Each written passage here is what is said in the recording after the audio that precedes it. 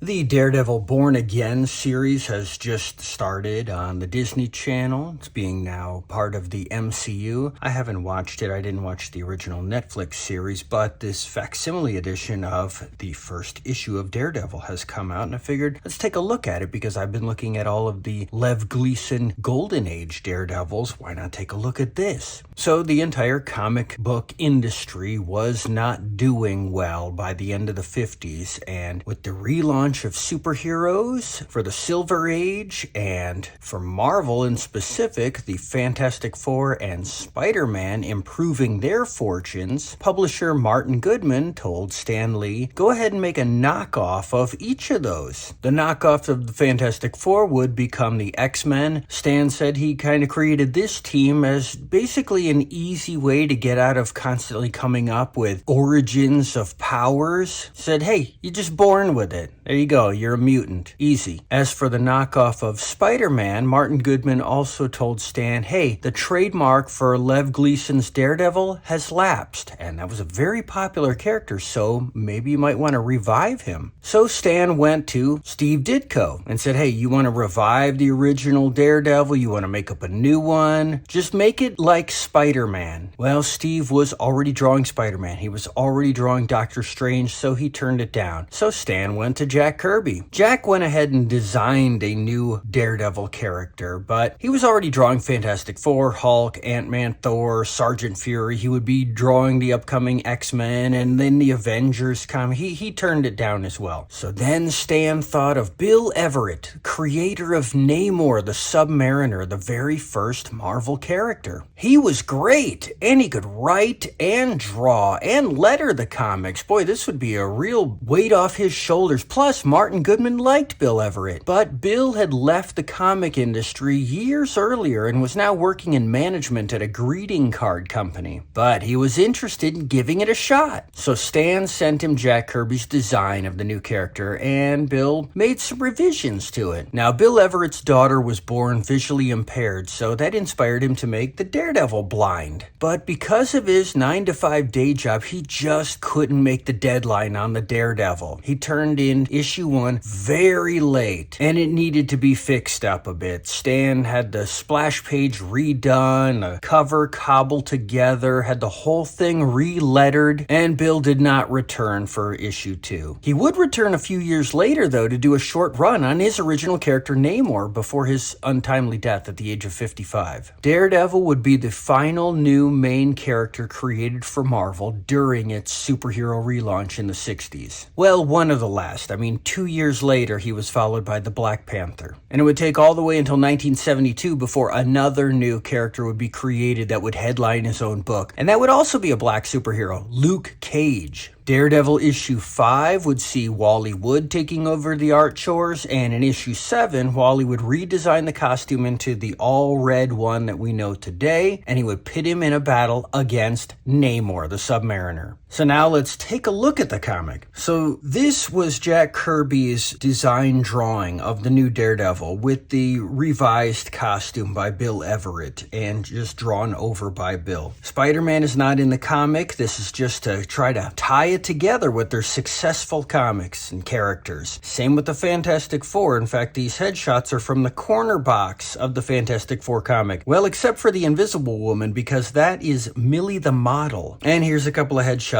of your civilian guys of the Daredevil, Matt Murdock, and his supporting cast. Hey, look, an ad for an encyclopedia set. That's cool. So the original splash page was ruined when Bill Everett was trying to ink it, and they couldn't salvage it, so they just took that same design from Jack Kirby, put in a quick outline of a cityscape, and the cover to Spider-Man's first comic. Remember this cover? Boy, they're really trying to drive home the point of, look, this is going to be another big successful character, just like the ones you love, Spider-Man and his guest stars, the Fantastic Four. And as you can see, Stan went ahead and rewrote all the dialogue in the comic anyways. So you have a couple of street hoods woods, playing poker in a room above a dingy gym. Fogwell's Gym. It's a boxing gym in New York's Lower West Side. And the Daredevil shows up to clean up the joint. And they think he's a wrestler, see? That's what you would think of these costumes back then, before superheroes became the norm. And so there you go. He has a acrobatic type of fight with the guys while making funny quips throughout. Just like Spider-Man. Plus, it's street-level crime like you would see in a Spider-Man comic. In fact, Daredevil's arch nemesis would become the Kingpin. He was a Spider-Man villain. So you can see, when you don't have time to draw a comic, you just leave out the backgrounds. Don't put them in. So he introduces himself. You can just call me Daredevil. And then Stan jumps in with his big promotion. Daredevil, a brand new name in the world of superheroes, but one which is destined to reach the very heights of glory. For Daredevil has a special type of power, such as no adventurer has ever had before. To learn what it is, let us go back a few years, back to the origin of the man called Daredevil. Now, I'm gonna bet anything that his parents weren't killed in front of him and his chest branded with a boomerang-shaped hot poker. All the while, he has a secret brother that is never seen and never comes up until the one time he's burned alive.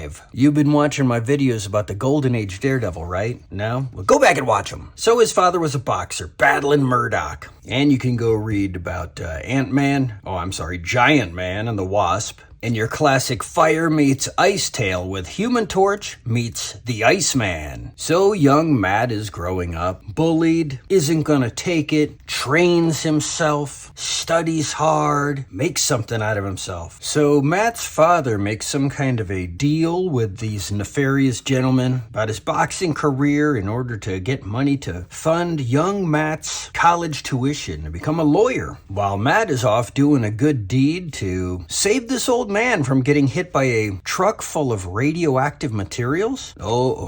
He ends up in the hospital. Looks like his eyes have been damaged. Now, I'm sure you know, but off panel, radioactivity spilled out of this truck down into the sewer onto 4 small turtles who would go on to become Teenage Mutant Ninjas. Well, the blindness doesn't slow Matt down. He keeps training in his underwear with a smile on his face. And studying, too. And he has developed the ability of echolocation, a built-in radar system. I'm going to assume that was a byproduct of the radiation spill. And now it's time for the big boxing match, in which he won to make his son proud. But he was supposed to throw the match. This is not going to go well. And it doesn't. They shoot and kill his dad. And then brand Matt's chest with a boomerang-shaped hot iron. No. He's just sad. He finishes college, becomes a lawyer, and gets a new pocket-sized hypno coin. Alright, I'll stop kidding. And he's not gonna let his powers go to waste. He cracks out the sewing needle and becomes a superhero. He even turns his walking cane into a weapon. It's time to go after the guys that killed his father. And that takes us back to the beginning of the story. Those guys above the boxing gym. You know, this original costume doesn't look half bad. Oh, they've pushed him out the window. He just catches the flagpole with his cane, flips up, kicks him right in the back. That's pretty cool. Dresses for only 24 cents. Or a man's suit for $4.95. Boy, women's clothes must be made cheap. Don't forget to get your latest issue of The Amazing Spider-Man and Fantastic